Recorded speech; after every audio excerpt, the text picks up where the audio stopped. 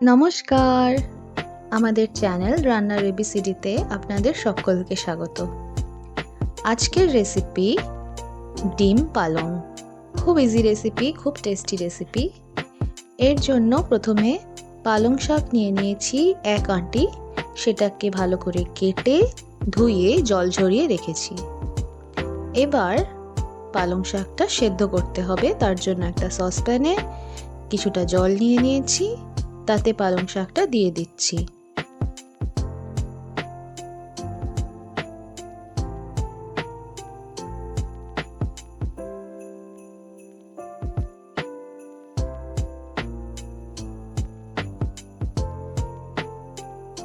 এটা সেদ্ধ হতে বেশি সময় লাগে না, খুব তাড়াতাড়ি হয়ে যাবে।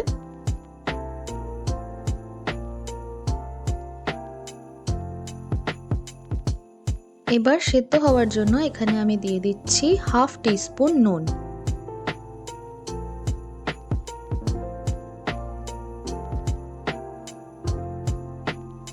এবার এখানে নিয়ে নিচ্ছি ডিম। এখানে আমি 6টা ডিম নিয়েছি। ডিমগুলোকেও আমি সেদ্ধ বসিয়ে দিচ্ছি।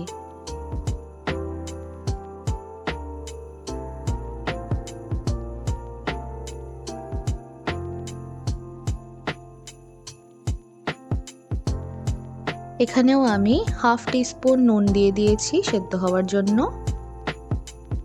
শাকটা সেদ্ধ হয়ে গেছে।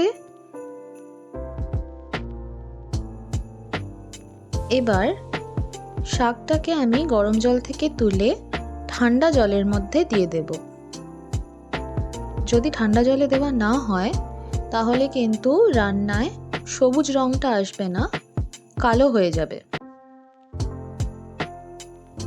সেই জন্য এটাকে ঠান্ডা জলে দেওয়াটা কিন্তু দরকার। যদিও স্বাদে কোনো তফাৎ হবে না, কিন্তু দেখতে কালচে হয়ে যায়। এখানে ডিমগুলো সেদ্ধ হয়ে গেছে। ডিমগুলোকে ছাড়িয়ে রেখে দিয়েছি। এবার নিয়ে নিচ্ছি একটা টমেটো। সেটাকে আমি পেস্ট করে নিয়েছি।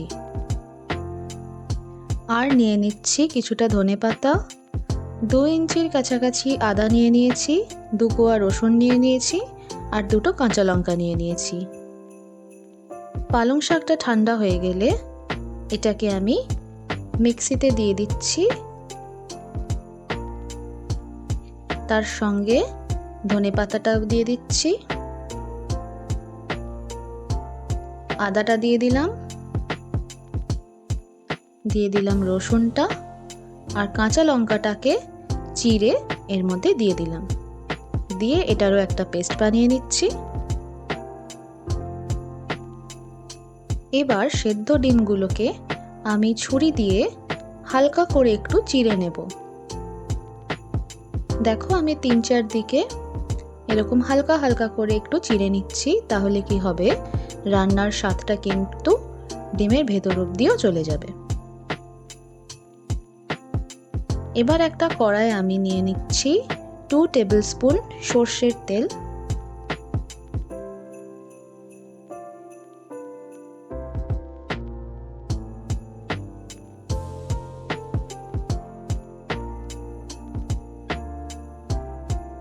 তেলটা গরম হয়ে গেলে এতে আমি ডিমগুলোকে এক এক করে ছেড়ে দিচ্ছি। ডিমগুলোকে একটু ভেজে নিতে হবে।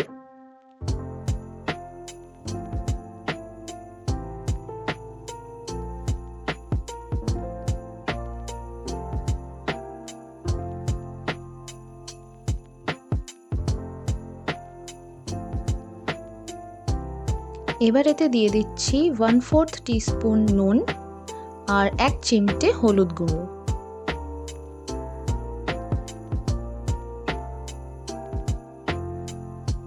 ভাজা ভাজা হয়ে গেলে ডিমগুলোকে আমি তুলে নিচ্ছি।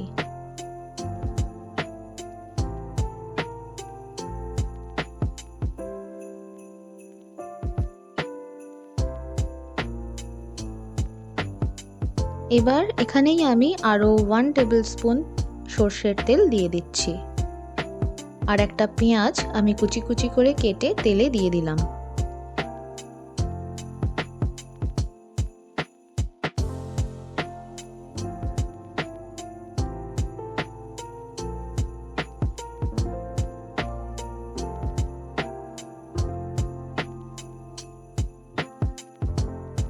এবার আমি এখানে হাফ টিস্পুন নুন দিয়ে দিচ্ছি, একটু নাড়াচাড়া করে নেব।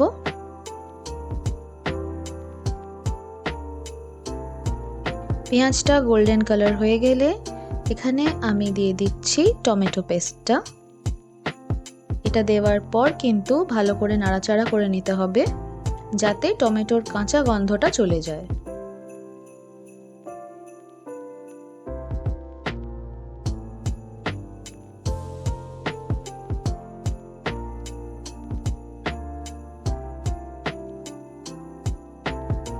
বেশ কিছুক্ষণ নাড়াচাড়া করার পর যখন টমেটোর কাঁচা গন্ধটা চলে গেছে, পালং শাক, ধনেপাতা, লঙ্কা, আদা, রসুনের পেস্টটা আমি এতে দিয়ে দিচ্ছি। এটা দেওয়ার পরেও ভালো করে নাড়াচাড়া করে নিতে হবে।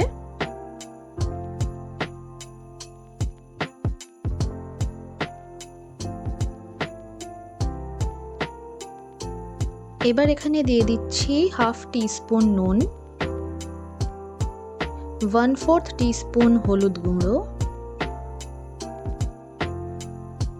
হাফ টিস্পুন জিরে গুঁড়ো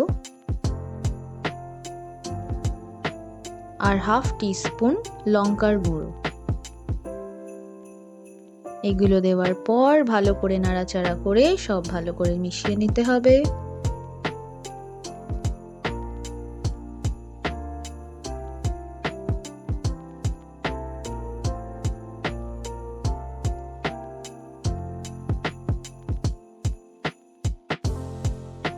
বেশ কিছুক্ষণ নাড়াচাড়া করতে করতে এটা যখন বেশ ড্রাই হয়ে এসছে, আমি এখানে 1 টেবিলস্পুন জল দিয়ে দিচ্ছি।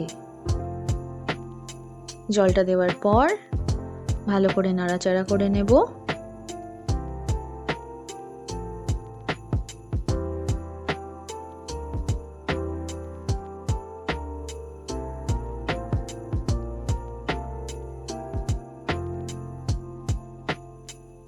এবার দিয়ে দিচ্ছি 1/4 টিস্পুন চিনি,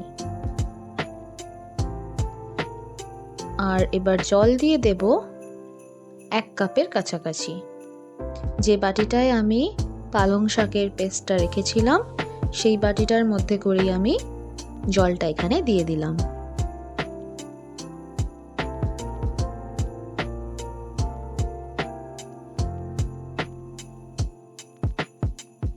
আর কিছুটা জল দিয়ে দিয়েছি, মোট আমি 1 কাপ জলই এখানে দিয়েছি। ভালো করে নাড়াচাড়া করে নিচ্ছি।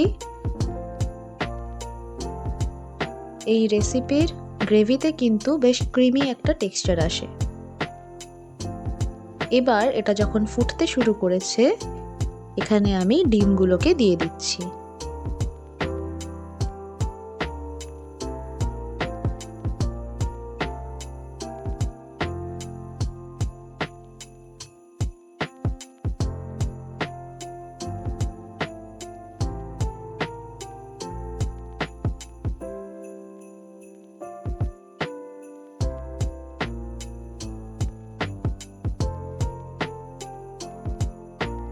দু এক মিনিট হয়ে গেছে ডিমটা দেওয়ার পর।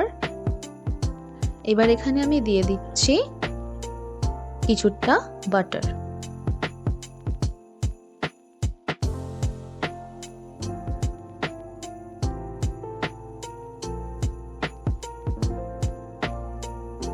অল্প একটু নাড়াচাড়া করে আমি গ্যাসটা অফ করে দিলাম, আর তৈরি হয়ে গেল আমাদের আজকের ডিম পালংয়ের ভীষণ টেস্টি আর ইউনিক একটা রেসিপি।